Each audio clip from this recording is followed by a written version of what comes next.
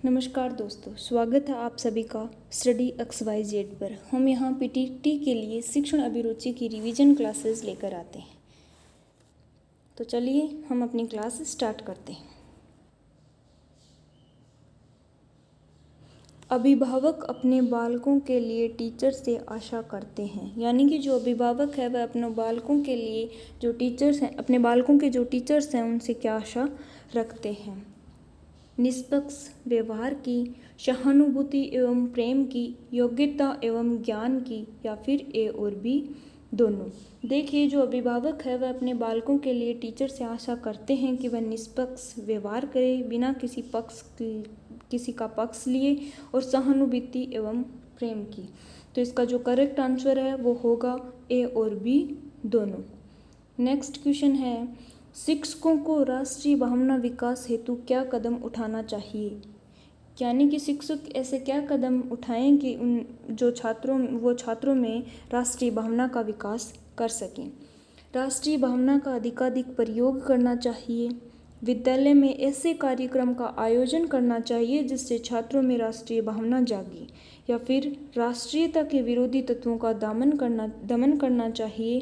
पूरे राष्ट्र के लिए एक ही जैसे विषय वस्तु की वकालत करनी चाहिए। तो देखिए, इसमें अपना जो करेक्ट आंसर है वो होगा विद्यालय में ऐसे कार्यक्रम का आयोजन करना चाहिए जिससे छात्रों में राष्ट्रीय भावना का विकास हो। इसका जो करेक्ट आंसर है वो होगा बी।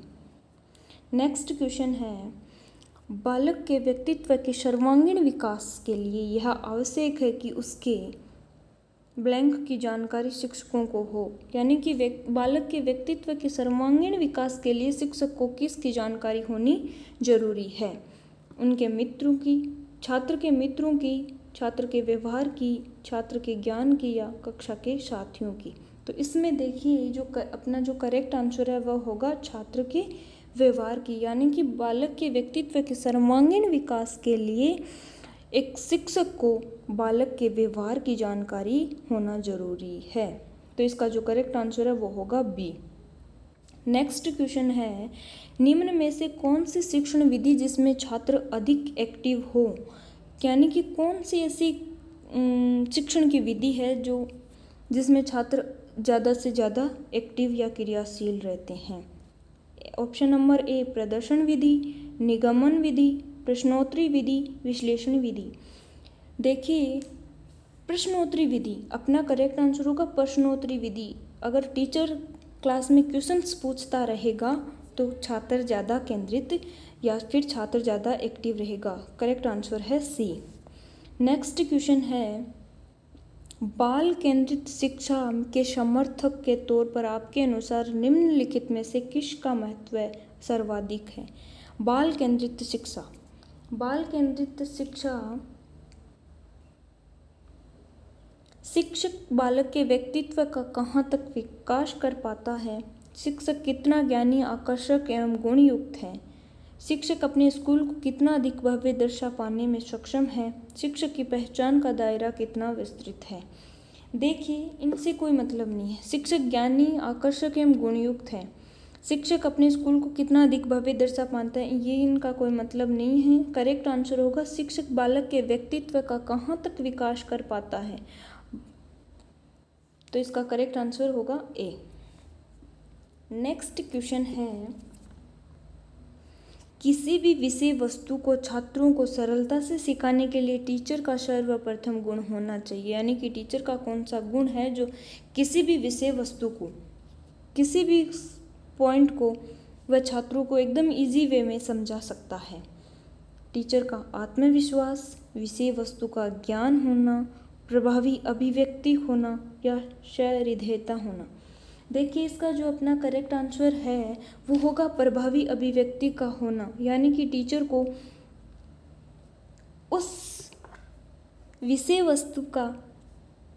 वस्तु को अभिव्यक्त करने का तरीका आना चाहिए, प्रभावी अभिव्यक्ति।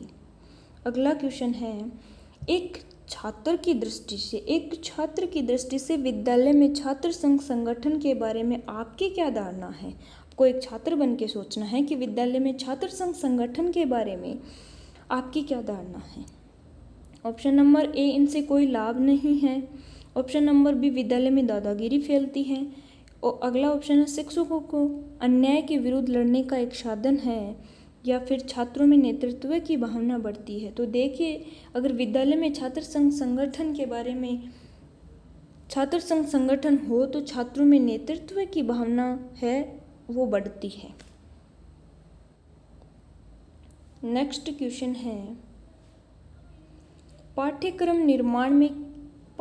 निर्माण में किस बात को मुख्य रूप से ध्यान में रखना चाहिए, यानी कि जो पाठ्यक्रम का निर्माण है वो किस बात को ध्यान में रखकर करना चाहिए। ऑप्शन नंबर ए, शिक्षकों के उद्देश्यों को। ऑप्शन नंबर बी, छात्रों की आवश्यकताओं, रुचियों एवं योग्यताओं को ध्यान में रखकर। सी ऑप्शन है, शिक्षण संसाधनों को ध्यान में रखकर। या अगला ऑप्शन है ए और बी दोनों।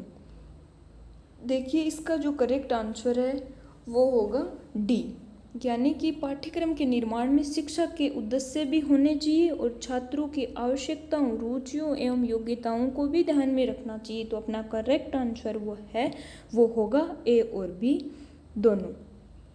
नेक्स्ट क्वेश्चन है, निःशुल्क एवं अनिवार्य राइट टू एजुकेशन 2009 प्राइमरी शिक्षा लागू होने के फलस्वरूप क्या बदलाव आया है।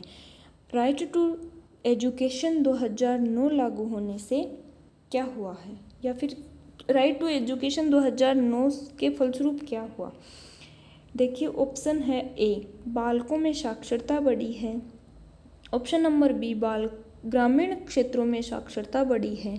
ऑप्शन नंबर सी, देश में साक्षरता बढ़ी है। ऑप्शन नंबर डी, ये सभी।